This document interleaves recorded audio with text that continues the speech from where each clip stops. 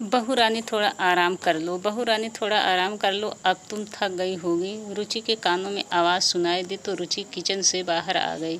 रुचि के ससुर की आवाज़ थी। रुचि की शादी को अभी महीना भी नहीं हुआ था। 10 दिन के हनीमून के बाद जब रुचि पहले दिन रसोई में गई तो थोड़ी देर बाद ससुर जी की आवाज़ आई, बहू रानी थोड़ा आराम कर लो, तुम थक गई होगी। रुचि हैरान चुपचाप कमरे में चली गई। जब भी रुचि किचन में काम करती, अगर 1 घंटे से ऊपर हो जाए तो ससुर जी आवाज़ आ जाती है, बहू रानी थोड़ा आराम कर लो, अब तुम थक गई होगी। रुचि को कुछ समझ न आता। रुचि की शादी 20 साल की उम्र में हुई और उसके पति अमर सिर्फ 22 साल के थे। बस शादी के पहले इतना ही पता था कि अमर की माँ का देहांत छोटी उम्र में हो गया था और अमर के 3 छोटे भाई बहन जो तीनों स्कूल जाते हैं, इसीलिए अमर की शादी जल्दी कर रहे हैं ताकि कोई घर संभालने के लिए हो। अमर के पिताजी का अपना बिजनेस था। अमर पिताजी के साथ का ही काम करता था। छोटे बेटे घर में अकेले ना रहें, इसलिए अमर की शादी जल्दी कर दी। रुचि को सिर्फ खाना बनाना होता था, बाकी काम के लिए मेड थी। रुचि की अपनी 2 ननद रिया और प्रिया जो जुड़वा थीं और छोटे देवर को बहुत प्यार करती थी। ननद अभी 8वीं में पढ़ती थी और देवर जतिन 10वीं में था।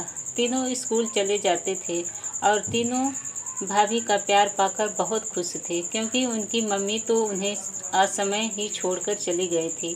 भाभी का प्यार पाकर खुश थे। रुचि भी उन्हें दिल से प्यार करती थी। नंदे भी अपनी भाभी को थोड़ी बहुत मदद करती थी। 3-4 दिन लगातार रुचि ससुर जी की एक ही बात सुनकर हैरान थी कि ससुर जी ऐसे बोल रहे हैं। तो रुचि ने अपने पति अमर से कहा, मुझे तो घर में ज़्यादा काम करना नहीं होता, सिर्फ खाना बनाना होता है और रिया और प्रिया भी मदद कर देती हैं। मुझे तो ऐसे ही काम करने की आदत है। मेरे मायके में तो कोई मेड नहीं थी, लेकिन मैं थोड़ी देर रसोई में काम करती हूँ तो पिताजी थोड़ी देर बाद ही आवाज़ देते हैं, बहू रानी थोड़ा आराम कर लो, तुम थक गई होगी। पहली बार देखा है कि इस तरह किसी के ससुर जी अपनी बहू को आराम करने के लिए कहते हैं। तो अमर बोला, रुचि ये पिताजी की प्रायश्चित है। जब पिताजी की शादी हुई थी तो पिताजी हमारी दादी से बहुत डरते थे और दादी का स्वभाव बहुत कड़क और गुस्से वाला था। दादी अपनी ठसक में रहती थी और बुआ का नखरा भी बहुत था। ना दादी खुद कोई काम करती थी और ना बुआ को करने देती थी। दोनों चाचा भी छोटे थे। घर में कोई मेड नहीं थी, क्योंकि दादी मेड रखना पसंद नहीं करती थी। घर के सारे काम माँ को करने पड़ते थे।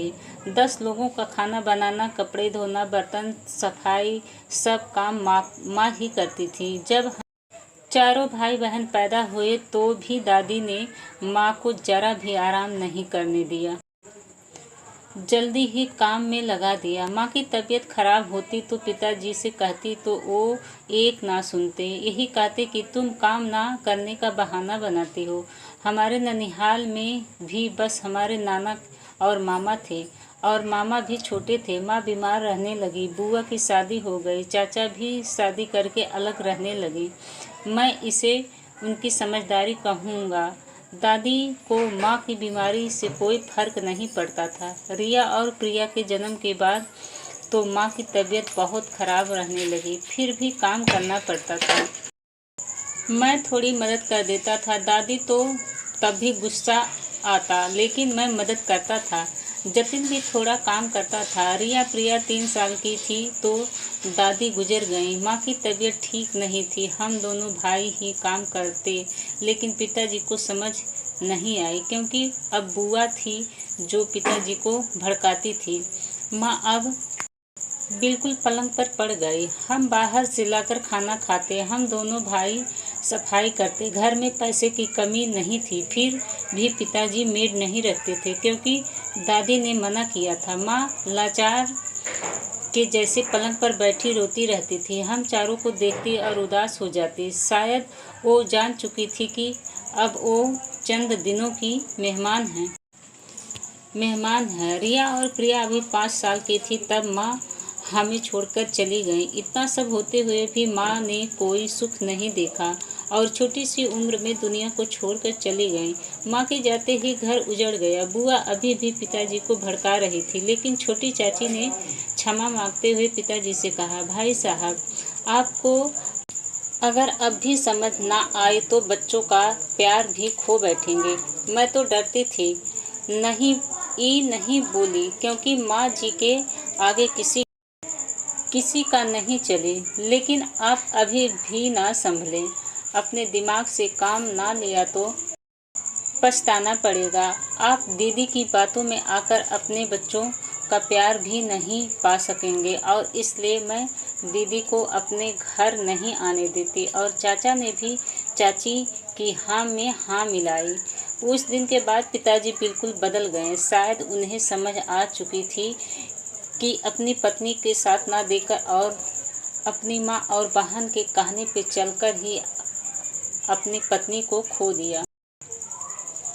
सब कुछ होते हुए भी पत्नी को कोई सुख नहीं दिया।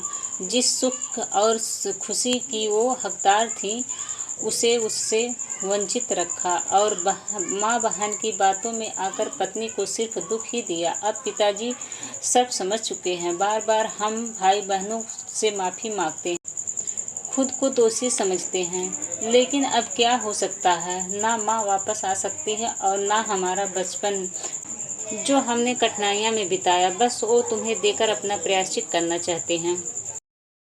तो भाइयों और बहनों, आज की कहानी अगर आप लोगों को अच्छी लगी हो तो वीडियो को लाइक कीजिएगा, शेयर कीजिएगा और कमेंट भी। और हाँ, सबसे बड़ी बात यह है कि अभी तक हमारे चैनल को सब्सक्राइब नहीं किया है तो हमारे चैनल को प्लीज़ सब्सक्राइब कीजिएगा। और एक दिलचस्प कहानी के साथ मिलते हैं। नमस्कार, धन्यवाद।